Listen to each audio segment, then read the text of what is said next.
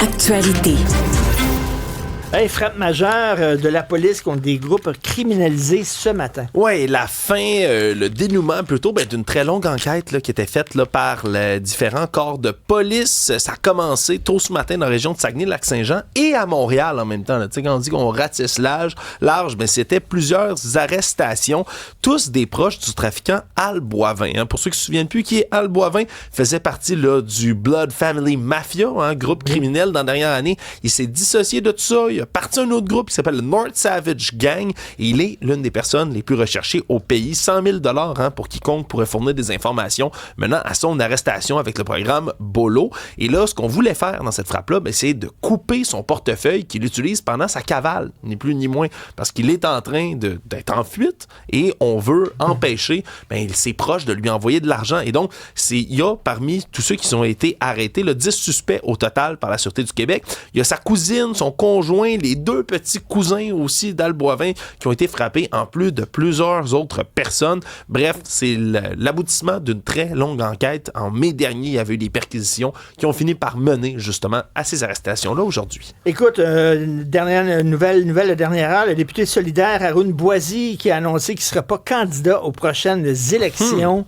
Donc, il faut dire que c'est un personnage assez controversé. Là. Oui, il y a eu ça tombait en disgrâce, ou du moins il s'était mis là, à dos là, certains membres même de son parti avec des propos là, qu'il avait eu, comme quoi, si je me souviens, l'Assemblée nationale était xénophobe. Oui, il semblait dire ça. Oui, qu'il y avait du racisme institutionnel au sein de l'Assemblée nationale du Québec. Là, c'était quelque chose du genre. Je ne veux pas mal le citer, bien évidemment, mais il avait mis son parti dans l'embarras. Oui, beaucoup. Oui, on avait décidé de le suspendre temporairement, même si je ne m'abuse, ou du moins lui, c'était comme retiré, fini par rester après. Ça avait créé toute une controverse en politique, effectivement, là, au Québec. Donc, c'est un autre qui se représente pas. On se comprend que là, c'était beaucoup de caquistes qui ont dit qu'ils ne revenaient pas aux prochaines élections.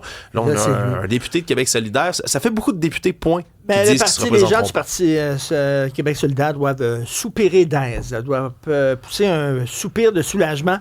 Écoutez, je lisais il y a quelques minutes des spécialistes des changements climatiques qui alertaient la population en disant, là, si ça continue comme ça, au cours des prochaines années, la température l'hiver va augmenter de 6 degrés. Je disais ça en disant, c'est quoi le problème? Tant mieux, veut dire, parce que là, on va se les geler en tabarnouche ce week-end. Oui, puis quand on parle de changement climatique, on parle pas de réchauffement climatique, ça va aller dans tous les sens. C'est des températures de plus en plus extrêmes, inhabituelles, anormales, qui vont nous frapper. Et parmi un événement qui est peut-être pas si anormal que ça, en fait, pour le Québec, durant la fin de semaine, on va approcher de températures sibériennes. Ici, on parle pour la région... Mais là, non. Moins 28, moins 29 sur les régions de Montréal. Autour de vendredi, là, moins 35 avec le refroidissement éolien qu'on va sentir ici à Montréal. Pour les régions qui sont plus au nord, par exemple, là, si on s'en va en Abitibi, Lac-Saint-Jean, Haute-Laurentide, facteur éolien, moins 45 qui va être ressenti dans ces régions-là.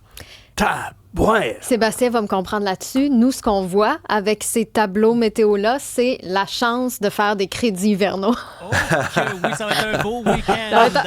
On va être dans le jus là, en fin de semaine. Voilà. Son programme, là. Oui, le programme des crédits hivernaux. D'ailleurs, ce matin, on avait un événement de pointe. Oui, comment ça a été de ton côté? Moi, ça a super bien été. Écoute, je me suis levée à 8 heures. Comme une adolescente. Donc, la moitié de la période de pointe était déjà passée, toi? À 6 heures, je partais un feu de foyer. Pour être certain que le chauffage ne parte pas. J'ai pris ma douche hier. Donc, j'espère avoir au moins un petit 5$.